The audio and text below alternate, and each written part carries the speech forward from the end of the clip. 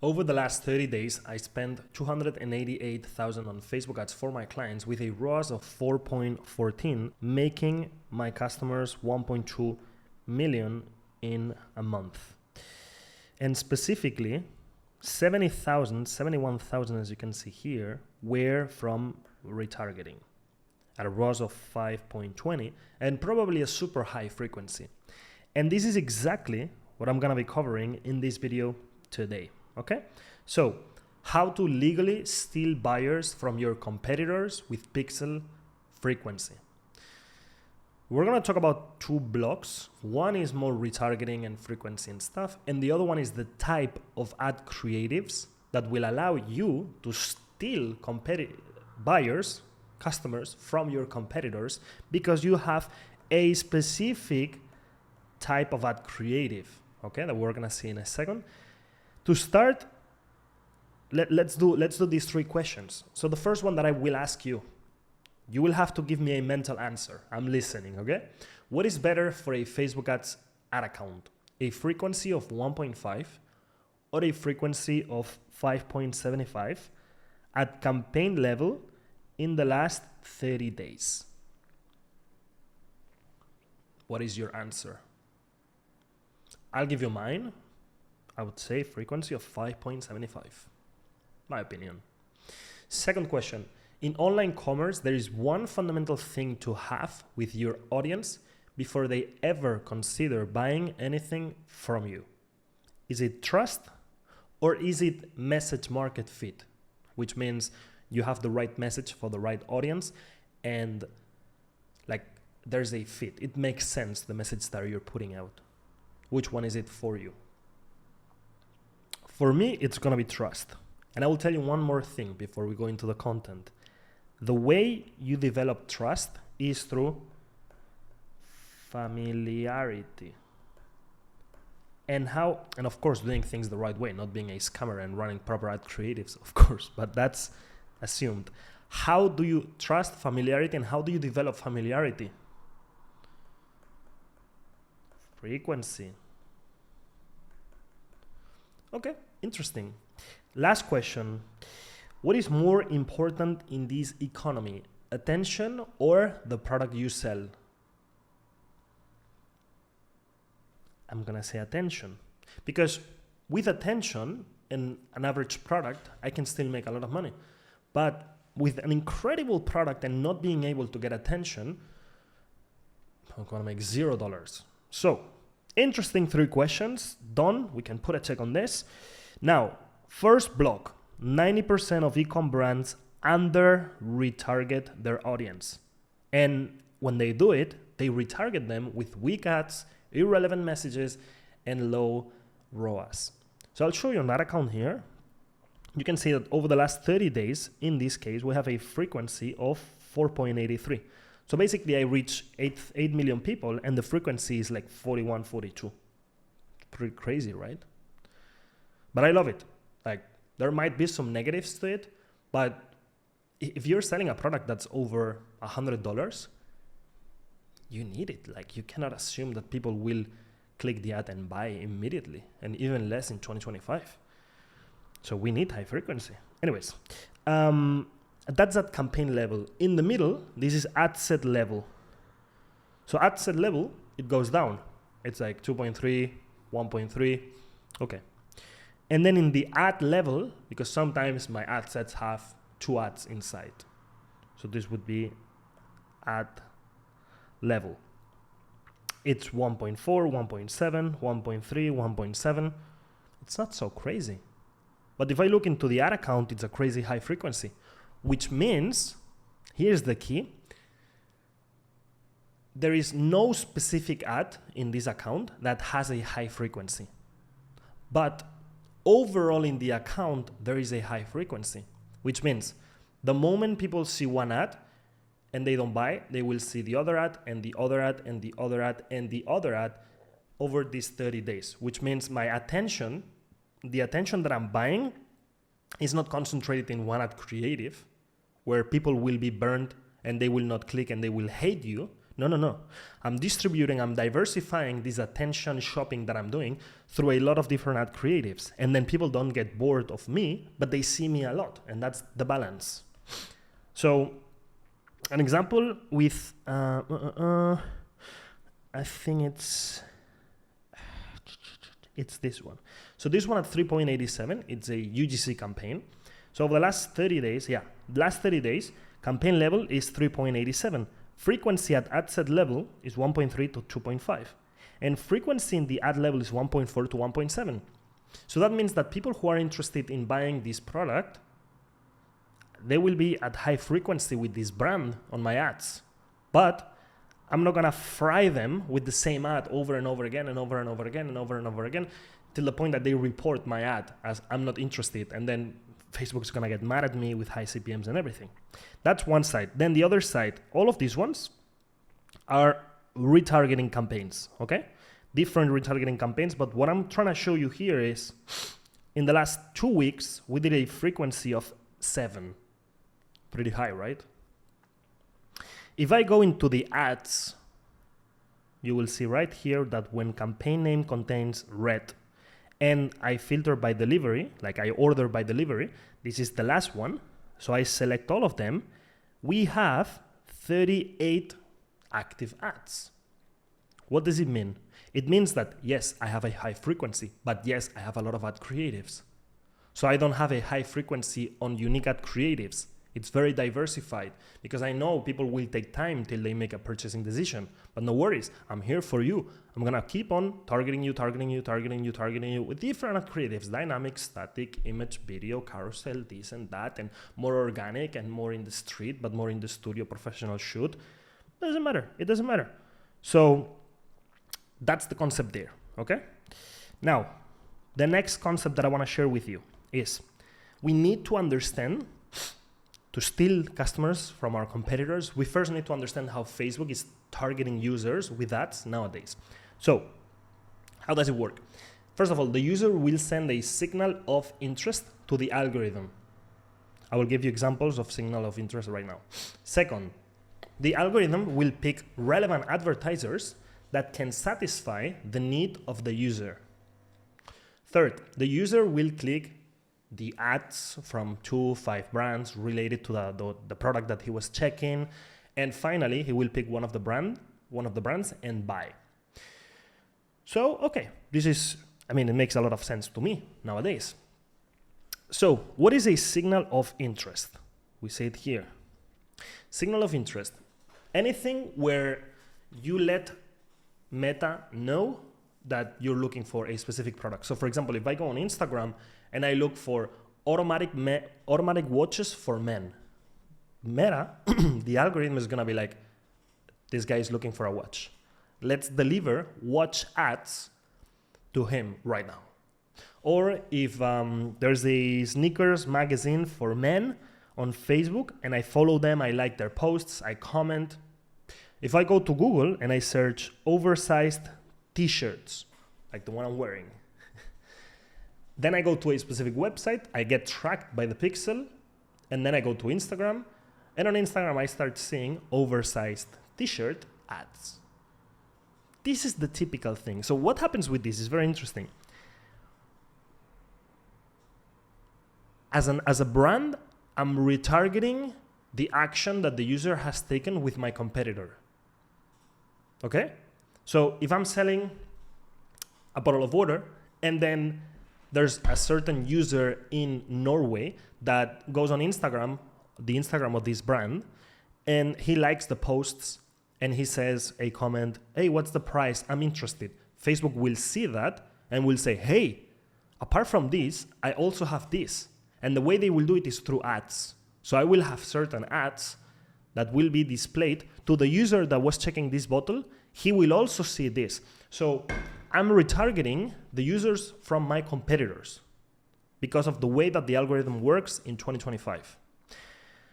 So it's not our own retargeting, but it's kind of retargeting. It's not prospecting. Like I'm not going to people and saying, do you know what is a bottle of water? Do you know that you need to drink water? No, because the sophistication and the awareness level there is pretty advanced, it's pretty high. And also, because they have already shown some type of interest in regards to water.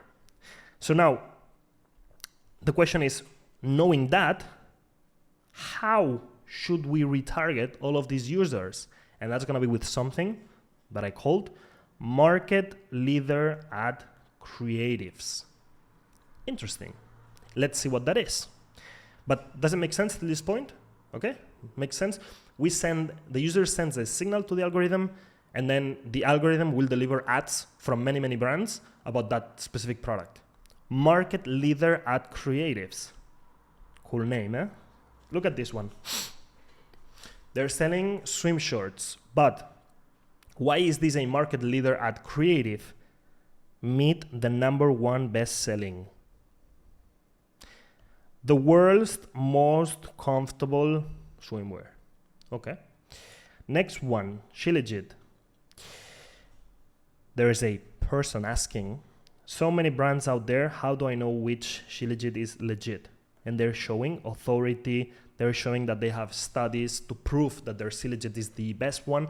So if I checked some Shilajit on Google, and then I come back on Instagram and I start seeing Shilajit, is it pronounced Shilajit? Anyways, if I start seeing Shilajit ads on Instagram, this one right here is gonna get me. I'm gonna watch it. I'm gonna trust them because I'm gonna be like, yeah, Shilajit ad, 20% discount, Shilajit ad that says that Shilajit is very good for you, and then one that says we're the best ones because we have these studies from this university in the US, from this university in Europe, from this government. We are proven that we have 99% purity, so this is the best one. Do not get scammed in any other one. And I'm like, this is the ad. This is the go-to. This is the leader. Now this other one, they compare two brands. What's a better choice for your dog? And so if I checked food for my dog, and then now I'm in this bridge where I'm looking for products, but I did not buy yet. So I'm in this gray area. This is the perfect ad for me. And I think this is, like, I think one of these two brands paid this page to make a comparison, and then they have some type of listicle or something going on there. Anyways, interesting. But it's not the topic for today. So us versus them. Others, Zenni. And then they compare this to this, which is different products. But now this is the same product, us versus them, and they're selling the same thing, something for the gut. So they are fantastic, and this is shit. So if you're looking to buy something for the gut, and you were checking it before, now you see this ad, and you're like, this brand is superior. This is the go-to. Same. Things for sleeping, supplements for sleeping. Sleep gummies, something very trendy right now. So they know that a lot of people are looking for sleep gummies. I actually have at my home. I have sleep melatonin gummies. It works. But if I was checking online, sleep gummies, melatonin is not so good for you. I'm sending signals to the algorithm with the Pixel, with Instagram, etc. And then the next day I see this ad. It perfectly resonates with me. I'm like, okay, there's this oral sleep spray with a lot of reviews that works better than the gummies, because the gummies take a lot of time, only have 1 or 2 ingredients, hangover, sometimes you wake up and you're confused, bulky bottles, true, low absorption, okay. So then this is superior. So these are the type of ads that people will want to consume at that stage. And then I'll give you the example of how it works in organic. Lots of examples. You cannot complain today, guys. So understand this. Back in 2018, we would log into Instagram and we would see 30 ads from 30 different brands in 30 different niches selling 30 different products. It was an absolute mess. But have you realized this? Check your Instagram story ads after the video. What happens now is that you see, of course, the same amount of ads or probably more, but Meta will show you 5 ads about the t-shirts you were checking yesterday, 4 ads about this other topic, 3 ads about Marbella houses as you were there super recently. They show you multiple options for the same thing because they know that user satisfaction comes from you giving me options. So the moment that I show Meta some interest about buying a new watch, right now I'm even expecting the platform to react to that and start showing me a lot of options on ads. So it feels like I'm going shopping while I'm consuming organic content, and they keep on showing me ads, and I say, this one, nah, this one, I don't like it. This one, interesting. I click on the Instagram page, I check it out, cool. I keep on seeing ads, and I'm satisfied. So for the advertiser, you must run the ads that I shared with you above. And here's another example, here. So imagine we log into Instagram, okay?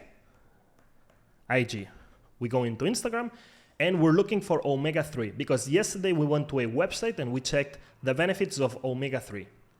And then we went on to Instagram and we watched a 2-minute video just talking about omega-3 and how it's amazing for your heart and your thing and that, and it's amazing. Okay. So now I go there and I see this ad, science-backed health support, and some pills, new omega-3. Okay. Then I see some stories from my friends, cats, pizza, stupidity, have some fun, blah, blah, blah. And I see another ad. And they say 25%, complete soft gel. There's a discount. Okay, I don't know, yeah, cool. Then I see some more stories from my friends, some cats, And then I see no fishy burps, just lemon fresh wellness. I like this. So that means that the other ones are gonna be fishy. And this one, I mean, my mouth's gonna smell properly after taking this, so this is good. All right, I might consider this one. Let's see. Then I see some more Instagram stories, some more feed, and I see another ad. Pure fish oil, support health, inflammatory, whatever. See some cat, have some fun. Designed by experts, made by science. Oh, there's science here. They have something inside. Boosting immunity, 40 days. Superior. There's a number. Science. Experts. Okay, this brand must be doing something well. Triple the power. Oh, so this looks like it's better than the other ones. I look at some more organic stuff, have some fun. I see a girl with an omega-3. It says omega-3, whatever. I see some organic, some cats. I see here, high absorption, real results, other omega-3s. Oh, and this one is kind of different. It's more orangey. It has something, triglyceride form, 124% absorbed, more bioavailable. So that means that the ones that I was checking before and yesterday are probably bad. This one is better, 4x strength, high absorption. Okay, I'll consider this one. So what happened in this simulation of an online session of a customer? That they are skipping the ads that are not market leader at creatives. Say science-backed and you see nothing here. You give me a discount, but whatever. No fishy burps, this is good. Then pure fish oil, okay, it's pure, or 1 omega, best selling, okay, that would be something nice, but this ad is not crazy. Designed by experts, okay, this is by experts. I should consider this option. I see a girl here, what the fuck. And then us versus them. So then I'm like, okay, this is fantastic. It's a simulation, guys, but my opinion is that this is what's happening in real time on the social media platforms. So I'll give you the conclusion of the video right now. You need high frequency at a campaign level. Do not be scared of high frequency. At a campaign level, it is necessary. Second one, start running market leader ad creatives to steal buyers from your competitors.